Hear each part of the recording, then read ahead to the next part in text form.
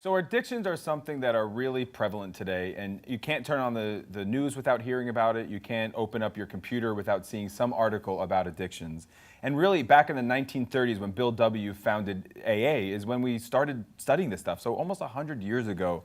And so here we are still today with people overdosing, issues that people are having with addictions, so many different types of addictions, and it's so hard to treat. And I just don't know, how we can educate and bring home to the people there on their couches, like what some of the struggles that we have about addictions. That brings us back to our body image talk, that I think Right. people become addicted to wanting to look a certain way, present themselves in a certain way, and then without that they don't feel okay, which I guess similarly with substances, it's a similar thing. If like they I want to like, feel a different I way. want to feel a different way. I want to be a different way. I like who I am when I'm using, and I don't like who I am when I'm not. And I think, Dr. Pete's question about how do we help these people, I also struggle as a clinician. It's very difficult.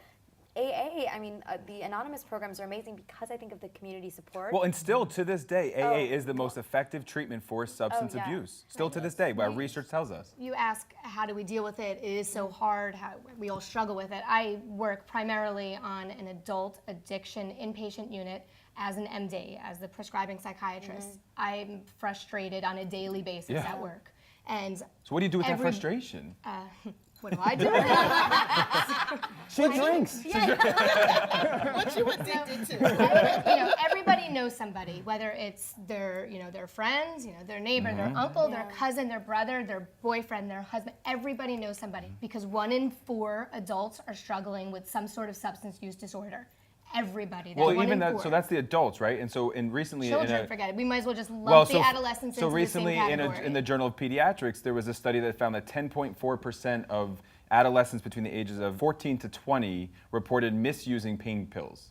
Right? So, I don't know what the proper use of a pain pill is for a 14-year-old. well, I mean, it could be it could be I don't know. Well, it could be cancer.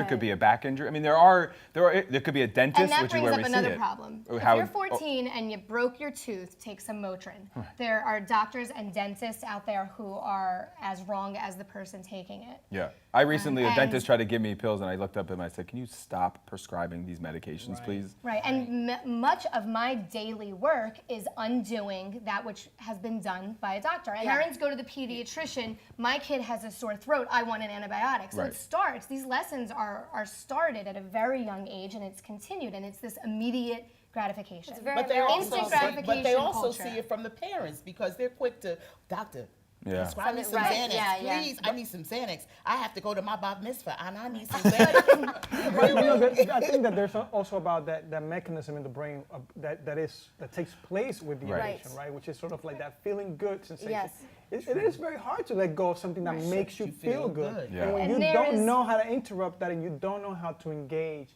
in a way that is more effective for you That's without right. using the substance, then you end up just relying back on whatever the substance it is. It's a real Unfortunately- emotion regulation issue, I was going to say. Right. That's So what's it. emotion regulation? So for those of you that don't know, emotion regulation is being able to regulate or modulate our emotions so that they don't feel like this, they feel more manageable. That, we can feel uncomfortable, we can feel sad, we can feel anxious, but we feel that it's not out of control. And oftentimes people don't want to feel uncomfortable. I mean, how many of you want to feel uncomfortable? I don't Well, want a to feel lot of uncomfortable. times it's politically incorrect. That's true. That's Right. absolutely right.